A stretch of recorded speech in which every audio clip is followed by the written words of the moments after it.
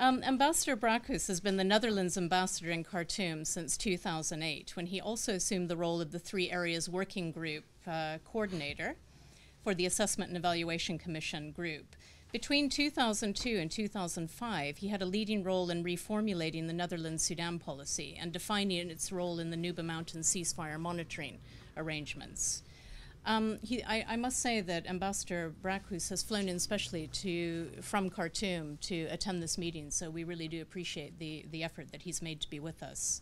Since 1981, when he joined the Netherlands Ministry of Foreign Affairs, the ambassador also served in Senegal, Kenya, and Cameroon. He's an Africanist by training, as well as taking on a wide range of senior diplomatic roles within the Ministry of Foreign Affairs in the Netherlands.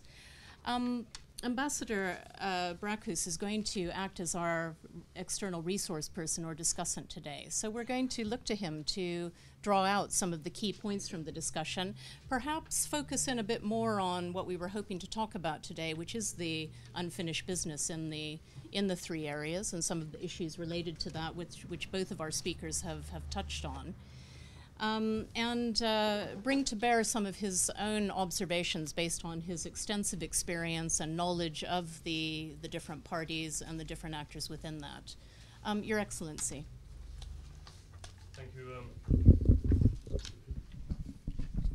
see if it works. Can you hear me all? Right? Seems to be okay. Thank you. First of all, I would like to start with a little quote from a well-known Egyptian author, and I think Ambassador Abyei al-Razak will know him, Hassan and Haikal, who stated somewhere in the early 60s, and I think that no one else knows better the Sudan except the Sudanese themselves than Egyptians, when he stated that Sudan is a diplomat's grave. Whatever you write in the morning, you will have to retract it in the evening. And I must admit that modesty is not necessarily a diplomat's best side, but Sudan learns you a lot of it. Nonetheless, I'm going to dare to make a few observations about what's been said by both the speakers. And I saw that at some moment, Luke Young seemed to be boiling of impatience to react immediately to the ambassador, so that will happen anyway. But let's get started with a few things. I think that if one thing comes out of the words of the two previous speakers, it is that we are dealing with issues that are so intrinsically intertwined that you only can adopt a comprehensive approach towards the problems. Now, I go a little bit further than has been stated, because they've been talking a lot about the North-South divide or cooperation or interconnections. Slightly about Darfur, I think the problems that we witness, and Southern Kordofan and Abyei are in the heart of it, cannot be solved unless you solve, in the end, every core element, which includes the issue of Darfur, which includes the issue of Blue Nile, which includes relations with neighboring states, because today, and particularly now that Southern Sudan is an independent state, the neighboring states will have a very different relationship towards the south of Sudan and the north of Sudan, and if things turn more complicated, their role will be on the increase, because the internal problem that it was until the south became independent becomes a regional and thereby an international problem if fighting erupts again.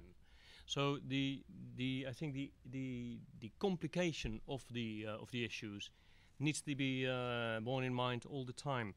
The same is valid for the CPA. Now, why refocus? And it wasn't really explicitly stated, but why are Abyei and Southern Kordofan and Blue Nile so important? Because most of the unsolved issues of the CPA as of today are situated in the border zone. And the war has been heaviest, Luke Young already quoted Abyei, has been heaviest exactly in these areas. The issue of identity has not been solved. Can a nomad go to the south? Is Abyei simple identity, double identity? The issue of oil is totally unsolved, and in fact has grown more acrimonious in the past few weeks and more difficult to solve, which means the cutoff comes closer than it would have been 2 or 3 months ago. The issue of the borders, although there is a temporary solution to it, it is only an intermediate solution, and nothing has been solved regarding the 20% of outstanding issues. And these border areas, of course, are in two of the 5 spots that have been remained unsolved do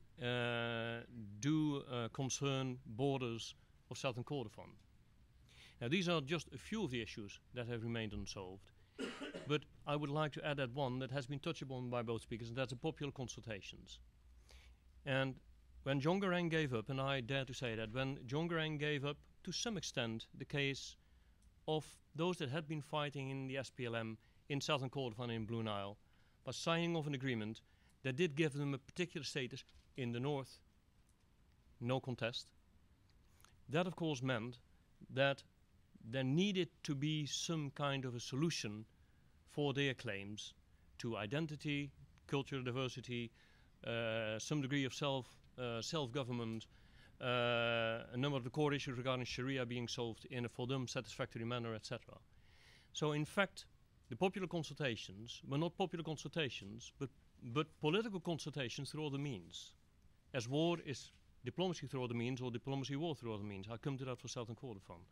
Now, if I take these issues, then we have seen that in fact the popular consultations having been postponed, and I'm not talking about responsibilities for that, but the popular consultations having been postponed almost ad aeternum now, it means that the issues that brought people to war in the two areas, Blue Nile and Southern Kordofan, have remained unsolved as well.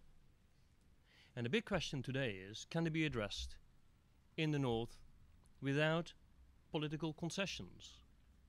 Without concessions that go beyond a bridge, a school, a road, milk every morning, that kind of things. Because it's not just about that, it's about very different things as well. Now, these issues are still on the table. And the fact that at the end of the CPA, on the 9th of July, these issues have remained unsolved, that means that some of the very issues that brought war to the north as well, because these two states are north, these issues need to be solved if you want to go back to a peaceful situation. And I think everybody is aware of it. Now, I would like to address one little lapsus of the ambassador. You will excuse me for that. When you stated that the south is intervening again in the north because there's an agreement between Abdelaziz al-Hilu and the Darfuri rebel movements, that's a Kaouda agreement of the 7th of August, I think both are north. Abdelaziz al-Hilu being north, I think that both the Darfuri and Abdelaziz are in the north, so it's in fact a northern agreement. But just from a factual point of view. However, so we have a number of unsolved issues. These issues deal, of course, extensively as well with human rights issues. That's been throughout the whole war period and the CPA, one of the core issues being discussed about. And I think that both sides will agree that these issues need to be addressed, because both have legislation that address these issues formally. But there is something else going on, and I would like to move into that issue as well. I just stated there is the issue of the security in very much in the heart of the differences at this moment between North and South in dealing with both Abyei and Southern Kordofan. One side saying we have a security issue. Once the security issue is being solved, then everything will turn back to normal and we can talk development. To some extent, of course, this is true. But as there are underlying grievances, it is very difficult to see how you can undo, with such an argument, the argument from the other side that say it's political, it's cultural, it's identity, and that's why there's violence. So if you don't address these issues, you won't get a solution for your security issue. Now, to some extent, the parties have been moving, and I don't say at this moment failed to A's agreement of the 28th of June in Addis Ababa, but both parties have recognized to a huge extent that it's maybe not first one or first the other, but there need to be parallel tracks to it that come together somewhere in the end to find a final solution for the problems. Of course, when Nafi al-Nafia, who of course represented the government, signed off on the agreement on the 28th of June, it was not totally to be foreseen that it would collapse that fast.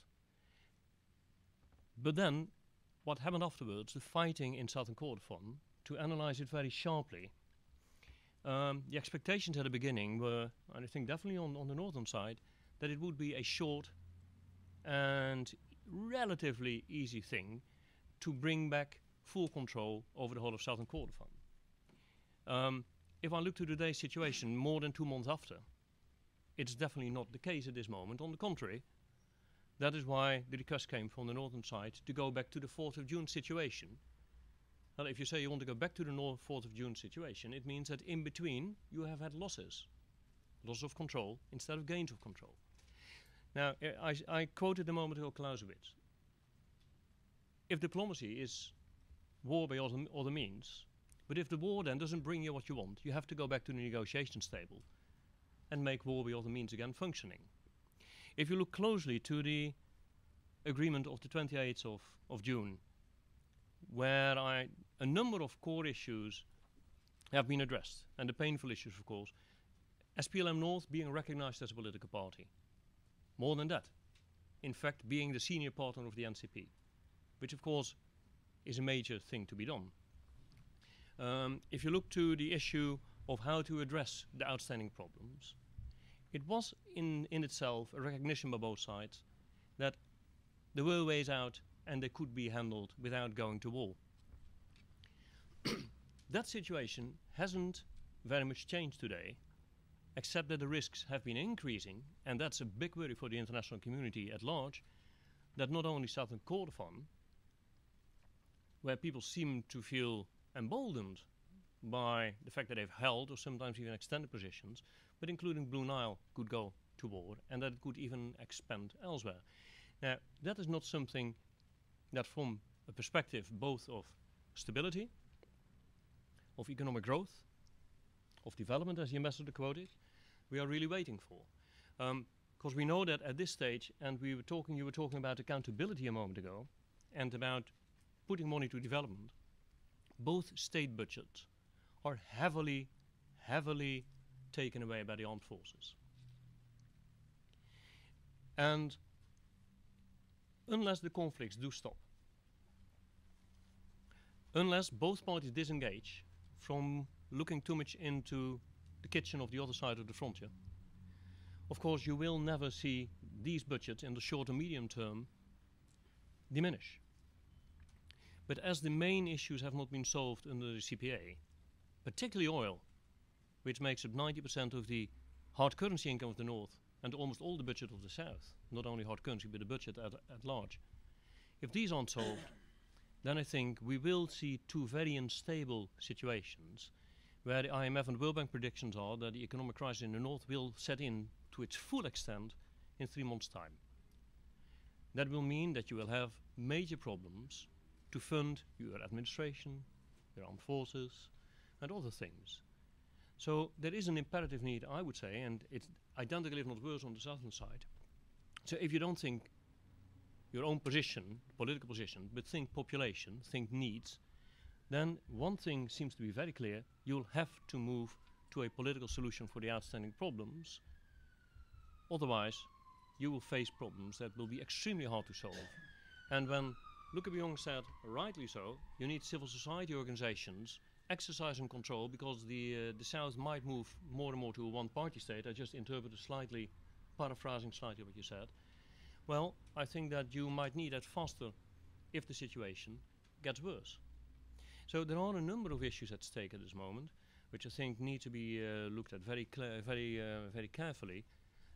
In the first place, I would say, and I come to Abyei as last because I know that I have limited time, but particularly if you look to Southern Kordofan, I think if the means you have tried to put to solve the problem in your way, if they haven't proven their full validity for the time being, and you don't want to go on for 5 or 10 years or 2 or 10 months, particularly not in periods of economic crisis, then it would be extremely wise for both sides to move as fast as possible back to the negotiations table. Now there are difficult issues. The recognition or not of the SPLM North. The sides do disagree on this. The issue of should they negotiate inside Sudan or outside Sudan. There's no agreement on the issue. The international community will have to put its pressure and give it good services to try to solve these issues. There are more. Is it only about Southern Kordofan, or is it also about changes that need to come from the center? That's one of the claims from the SPLM, because they say a number of our problems come from regulation from the center, and they're not state-related but nation-related. Maybe, but then talk about it, so sit together and go back to the negotiation table. I think that is one of the first absolute conclusions. Now in Abyei, that is more complicated. The Abyei agreement, and maybe Luc will contradict me here, while the Abyei protocol in the past stated that Abyei was both north and south, it was hung up under two states, Warab state in the south and Southern Kordofan in the north, with directly from the presidency of the north the funding. Now the new agreement says in fact it's north until the southern border, until proven otherwise through a referendum. What the Abyei agreement has done is gaining time. What the Abyei agreement hasn't done is solving the problem.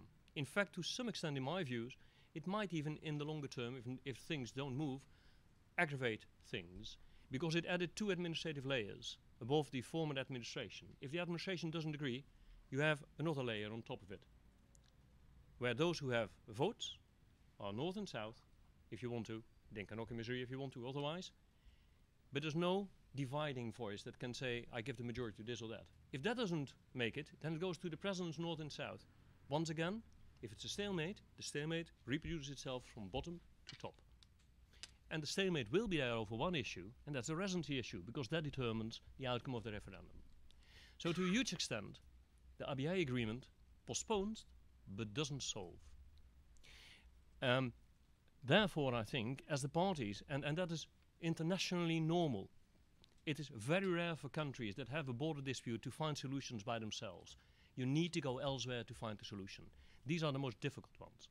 And the same might apply for the issue of defining a residency, because the parties can never agree on it, because it is about borders in the end. So, I think there we have to be very rational and say, if you want to solve it, put it in someone else's hand, however painful the outcome can be for either side. The other element to it is talk to each other. Politics have played a great role in the past 25 years in the conflict. Politics, and Luc de Jong knows it, the ambassador knows it very well, have been very determining factors in, I think, the controversies and how they have flared up further. And the population themselves, their voices have diminished over time, or they have been more or less forced to side in the political debate, while normally on a daily basis there was reconciliation.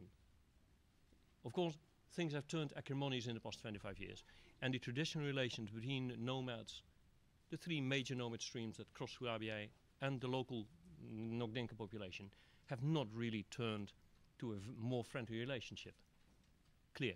But until 1.5 years ago, exactly the moment when the referendum issue became more and more important, solutions for the transit of the nomad were always possible, have always been possible. Both sides, moreover, have started to some extent, and I might say maybe one side more than the other, started writing and sometimes rewriting history. So I think there's also some necessity to look into common history writing there, back again. I think I personally know where the flaws are, but I don't think that I can put them here on the table. So there are a number of issues that need to be addressed shortly.